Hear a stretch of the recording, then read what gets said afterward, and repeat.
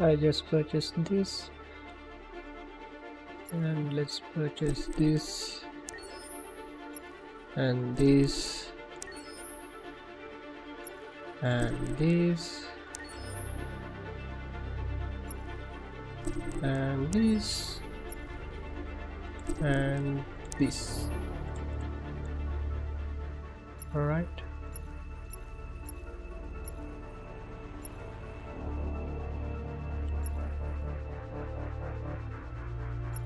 We just watched this, right? Did we watch this?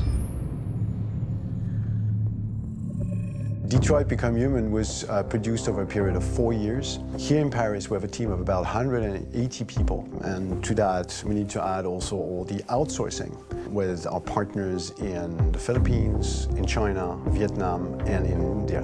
So when we started working on this story, I had to imagine where Kara was built. And for whatever reason, the city of Detroit came very quickly to my mind because it had already an incredible story by itself full of history and themes. So we traveled there with the team and we were really moved by what we saw, and we could really feel the desire to fight and really be born again. And we just continued this curve, this growth, and just imagine what Detroit would be like if the android industry was, using these huge factories to build androids there. A very strong element in Detroit is that there's a lot of industrial wasteland and a lot of nature too. And for us, the graphic designers, it was an incredible playground. The destroyed zones which we wanted to preserve, we appropriated them to turn into something else. Then in the areas that needed to be rebuilt, we were able to imagine our Detroit of the future. We didn't want to make a science fiction universe, but a world of anticipation. If we chose science fiction, we could have imagined flying cars, extraterrestrials, but those things are very far from our current everyday life. Anticipation is more about gleaning from our contemporary reality, the one we know, because Detroit is set in 2038, and 2038 is tomorrow. The difficulty we had was sticking to reality. That is to say, technology becoming more and more invisible, a lot more elegant, and at the same time, making it visual.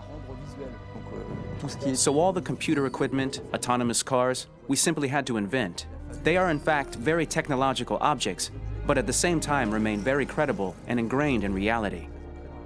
To create a cohesive universe in the fashion and clothing of the human characters in 2038, I didn't want to put an accent on strange shapes, or really vibrant colors, and things we wouldn't know. That I wanted to keep for the androids. The goal was to create something familiar which we can identify with in this future setting.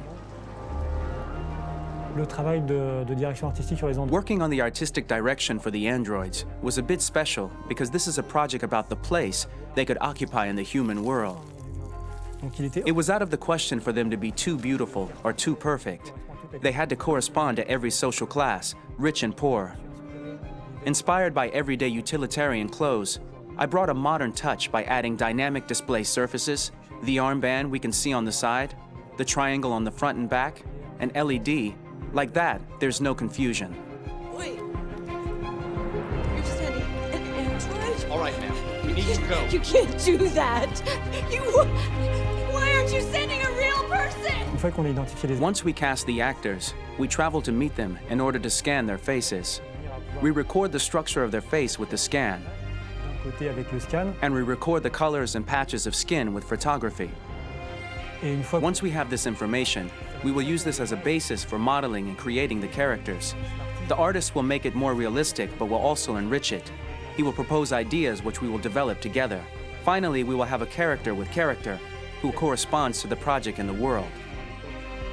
When the actors come to Quantic Dream, we show them the design, what their image will be, and what they will look like in the game. This extra information gives them another dimension and color to connect with emotionally. It helps them think about how to play their character. This why should we purchase games, That's all right? you care about, huh? So You should consult a how professional much who effort can help the you. developers and the team, the whole team, put on So there are three to types the of game. shoots at Quantic Dream. Shooting and performance capture, where you capture the whole actor, his voice, his face, and his body. These shoots are obviously done with American actors because the game's original version is in American English. After that, there are the body-only shoots, representing around 250 days of filming, while the performance capture is 100 days of filming. Now, body-only shoots, there are two types. There are the action shoots and the technical shoots, which are mo-kit shoots. Mo-kit is when the player controls a character on the screen, and he moves in an environment to explore it. This is of particular importance at Quantic Dream, and therefore we shoot a lot to offer a unique context for each scene and each character. To prepare a motion capture shoot, we first get together to look at the sets we need, the animations that we want to shoot, which ones need to be grouped together, or which ones need to be cut and shot at another time, so that we get the most out of the shooting day. This often means shooting scenes out of order, especially those with big props or accessories, like a big car, for example. So we shoot all the animations related to that particular prop first.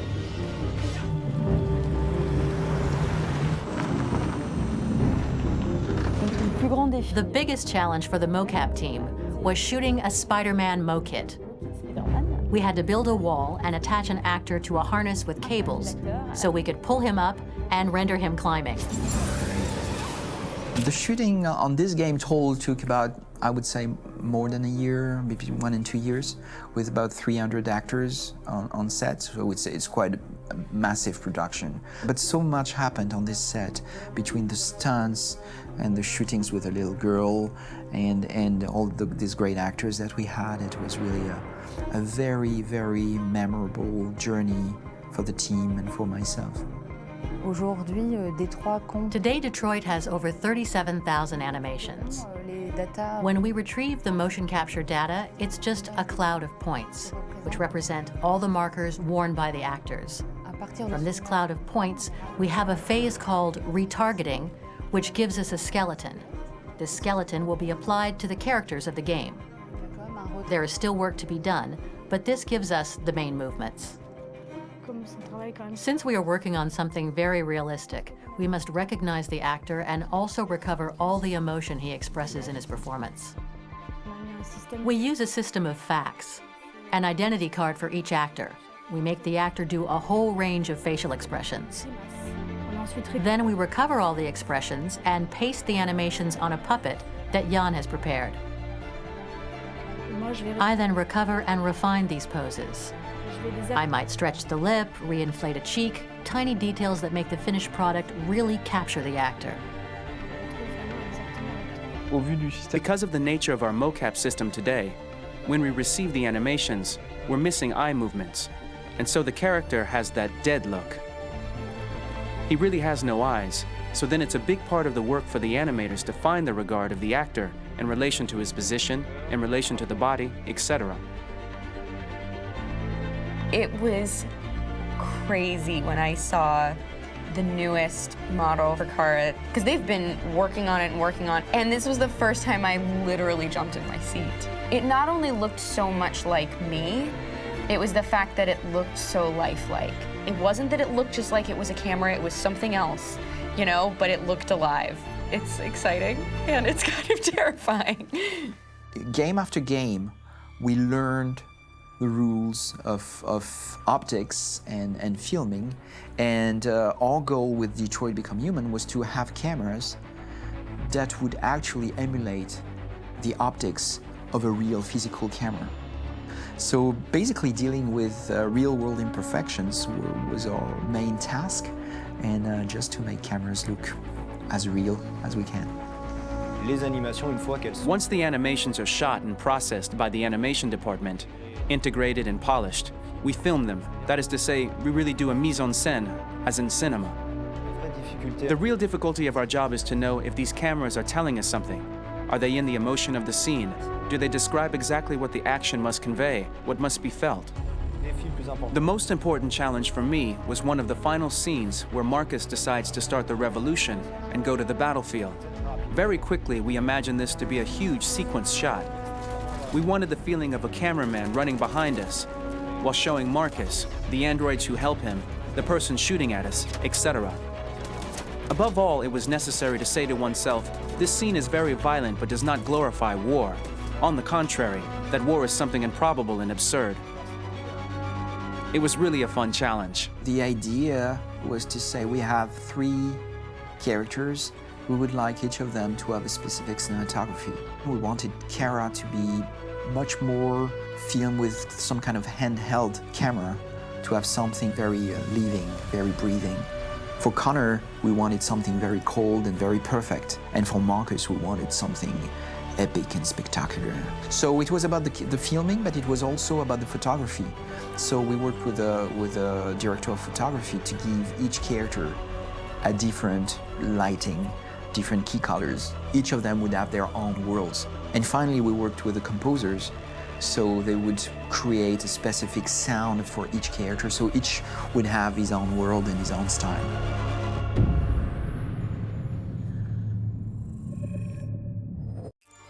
So, I want to play the characters again. I want to play Connor as a cold person who dedicated to his work, no feelings. I want to play like this. About Marcus, it depends.